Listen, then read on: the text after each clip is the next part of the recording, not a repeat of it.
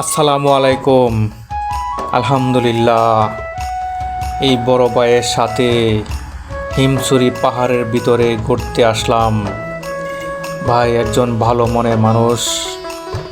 আলহামদুলিল্লাহ, চতুর্দিকে পাহাড়ের মাঝে সমতল জায়গা। এখানে আছে পানের বর, সুপারি বাগান, লেবু বাগান, আরও অনেক অনেক ধরনের গাছ। এখানে অনেক ঔষধি গাছও আছে যার ব্যবহার আমরা জানি না।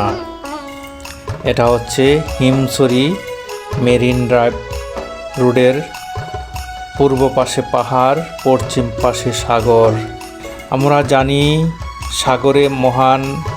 সাগরে পাহাড়ে মহান আল্লাহর রহমত বেশি থাকে রে। এর জন্যই মানুষ পাহাড় সাগরে ঘুরতে আসে শান্তির লাইগারে। কেউ ঘুরতে আসলে দয়া করে আমার সাথে যোগাযোগ করবেন।